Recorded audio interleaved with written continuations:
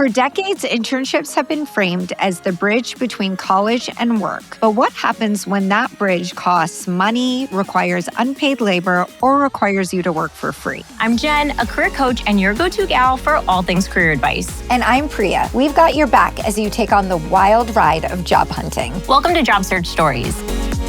Maddy, I think there's a common fear among students that if you can't manage to get an internship or if you can't afford to partake in one, that you're just doomed. We've created a narrative that it's the only way to break into an industry. So I guess the million-dollar question for you is, do students actually need an internship? Yes, that is a million-dollar question. And I wish I had $1 million every time a student asked me that. And the answer is honestly no. You absolutely do not need an internship to get a position, get a job. You need experience. And anything can be counted as an experience. We have so many different avenues and so many different facets for students to take, especially with an ever-changing job market. You kind of have to get different experiences without that internship title. While I was bartending, I actually had one of my customers come in and he was a partner at a law firm. He said it doesn't matter what grades the student has. It doesn't matter, how good they performed in school. We only hire people that have serving experience. We only hire people that have actual service industry experience, because he said the foundational skills that students learn from this, learning to talk to people, learning how to kind of move quick and learning how to pivot on the spot. He said that has had the best return on investment for us in our own law firm. So an internship is not necessary, but experience is. Maddy, I love the note on your UT Austin Career Services bio that says a career is not linear. There is movement towards a horizontal versus vertical resume, emphasizing a well-rounded approach to career. And that's often what I tell job seekers as well, that your career is a lattice, not a ladder. Everything is a building block towards what you'll eventually do. So can you explain what that means, especially for someone early in their career who feels like they need an internship? To preface, for a long time, I don't know, this is kind of how my parents were. I don't know about other people's parents, but they were very much of the mindset that, I'm going to start in this company and I'm just going to grow in this company and I'm going to stay till I get this position, this offer, blah, blah, blah, but stay within this in their own niche realm, right? And really grow their skills there, but not really trying new things. And you had brought up a good point earlier about just with AI and an ever-changing environment, that's just not really the case and that's not really the skills that we need. So we're shifting to more of a horizontal resume, which is essentially just saying becoming more well-rounded. Getting different skills from different industries and trying new things. You really never know what skills you're going to need in certain situations. I had a student that was in a startup that they had no idea that, and they had it as a little baby part in their resume, that social media, that they'd had experience in that. They had ran a page for one of their programs, but this startup needed somebody that had social media experience and they didn't have anybody or a role hired. So that intern was able to get that position and help grow out their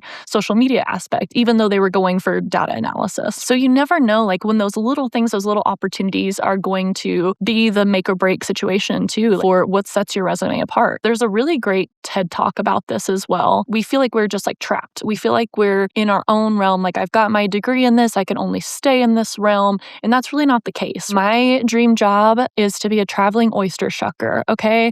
I don't have any skills. I don't know how to do that, but I really want to go and try it someday and be able to do that. So really trying these new things and developing out those just really niche skills that you never know that you're going to need. But being more event focused now, I'm able to, I worked very large scale events previously and I know how that works. I'm able to kind of transfer that knowledge as well too. So you never know what's going to apply to the job or the role that you have now. One of my examples that I have for this is I had a pre-dental student and he is taking a gap year before he goes to med school. He was kind of coming to me in a panic. He recently graduated and then he was like, I don't have experience, but I want to get a dental assistant job and really kind of start working in this realm before I go to grad school, save up some money. So I was like, okay, let me look at your resume. He was like, yeah, I just haven't had any internships or anything like that. He had volunteer experience. He had shadowing experience. He had other community service things. I was like, you have all of these different experiences. You have all of these different perspectives. We can really market these to get you into this position that you want to. These are all work experiences. These are all skills that you've learned. Tell me what you did in the shadowing experience. Oh, I prepped prep tools and stuff too, like for the dentist. I was like, that is directly applicable to being a dental assistant. You have a lot of experience. Just because you didn't have the title of intern doesn't mean you still didn't get that really foundational knowledge. Can you give us some examples of the work that you have been doing in the industry to essentially beef up and build your resume outside of doing a formal internship? I work as a styling assistant sometimes, so I would go on set with the stylist and I would do all of little menial tasks, and then I production assisted a fashion show, and that was just kind of all the coordinating and everything, and that wasn't a formal internship or anything, and it was really, really valuable experience. I would say that content creation is a big thing. If you care about fashion, post about it. Don't be afraid to post about the things that you care about, because it can make a really big difference in visibility. Wow, that's fascinating. I never thought of content creation as an alternative to working an internship for some industries. This beautifully leads to our next question about alternative forms of experience. For someone who can't land an internship or honestly simply can't afford to take one, what other forms of experience should they be thinking about that still hold weight? There's so much that you can do. There's so many different experiences to take. Something that I know a lot of my students do are either project-based. For our tech people, it's going to be GitHub. They have a lot of their projects that they've posted on there. But then we also have our other science-based students that will do portfolio-based things. So I had an environmental science student, and because of a lot of research funding getting cut, they were having a really hard time finding a good opportunity, and they wanted to go to graduate school. And so what this student had done was started their own animal wildlife photography portfolio, and also kind of turned into a little business there at the same time. It was so great to see, and also just so innovative too. And that was something that he had come up with on his own, and was, I guess, just also very naturally talented as a photographer. But he was able to market that experience and able to really showcase, okay, these are the things that I actually learned while I was in the field waiting for these animals to get in the right position. These are some of the behaviors I noticed and things like that too. So he was able to translate that into not just a photography thing, but more of a portfolio where he was essentially doing his own field work. And I know a lot of other students are doing the same things. We have our textiles and apparels, so very similar to the other student that we were chatting with. They are working on, design things. And if you don't know anything about the design field or the fashion field, it's pretty hard to get into. So a lot of the times it's really hard for them to land an internship, these students. So they are creating their own portfolios. They're creating their own side gigs, their side businesses. They are creating garments and stuff all on their own and selling them at the university. They're doing their own pop-up fashion shows, and they're being able to market that as well as an experience. Volunteer work is obviously big as well. There's a lot of community work that you can do that can be marketed as another experience. Again, if we're going to be unpaid, right, at least we're giving back to the community in the same sense sometimes. If we think about it that way. I did have a student that has tons of volunteer work, through their church, through other communities, through some of their sororities.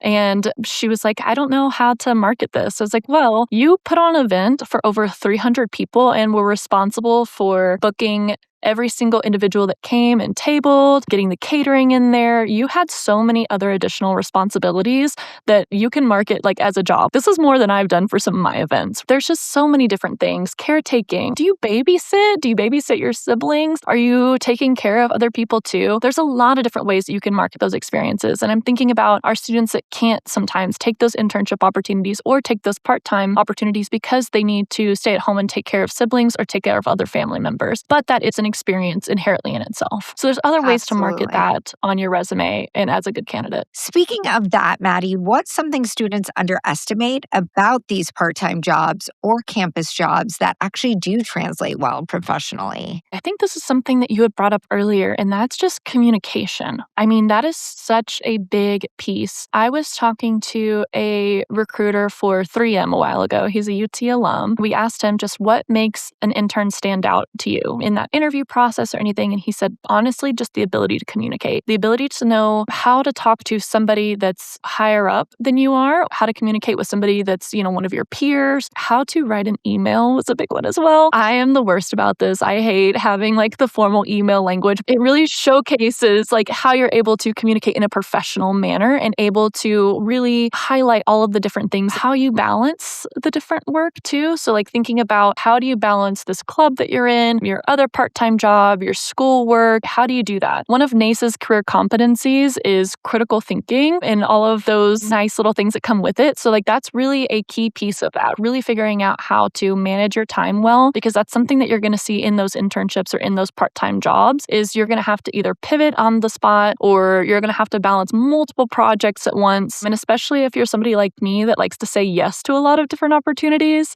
you're going to have a lot that's put on your plate, right? Yeah. So being able to block off time and being able to really translate that. And those are some of like the small skills that I don't think a lot of students like really realize that really resonates to employers as well. I think a lot of students assume employers just want recognizable internship logos on a resume. But actually, Forbes recently summarized NACE's class of 2026 employer findings, naming teamwork at 85%, problem solving at 82%, and verbal communication as top employer priorities. So with that being said, Maddy, how should a student think about translating non-traditional experience into resume language that actually resonates? This is really good because this is something I work with my students a lot on. There's a lot of different examples out there too. I do encourage students, like if you see some resume out there that has a very similar experience and you really like that bullet point, there's no plagiarism on a resume. If you're like, this is actually exactly what I did, you can copy and paste that or use that same formula to format your resume. So really thinking too about the impact. I think that's the biggest piece. I think a lot of students are like, okay, well, this is what I did and that's it. What did that do actually? So you did this, but what happened as a result of that? And so really like making sure that you're honing in on those things too, just to showcase like what you've done, because that's what employers are going to be looking for, how much effect you had on your own environment. And then really thinking about those like strong action verbs too. So like you didn't just put on an event for, this many people. You organized that event for this many people. You were able to translate these things to really sound professional. The most important part, I think, is to think about either what the job description is that you're applying to. So really like being able to analyze that and then thinking about what you've done. This job really emphasizes those communication skills. That's something that these employers are wanting.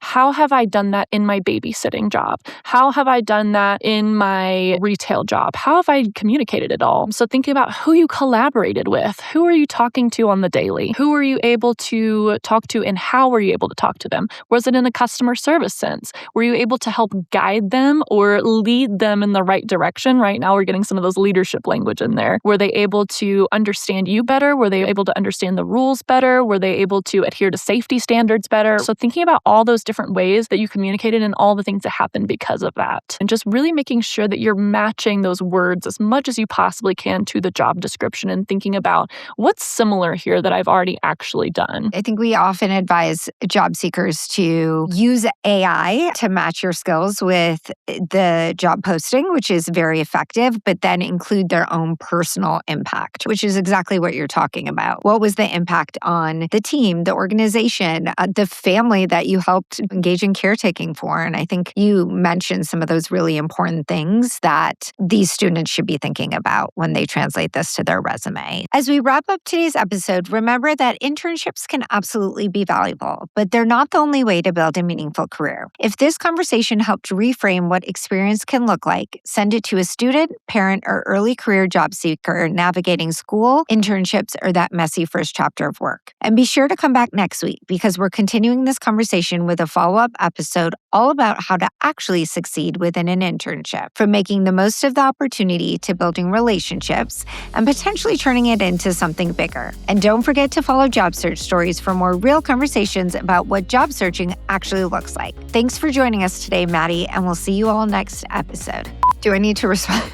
I love how she's like, internships are they sure are, Maddy. I don't know what I'm saying. I'm just rambling. We can move on.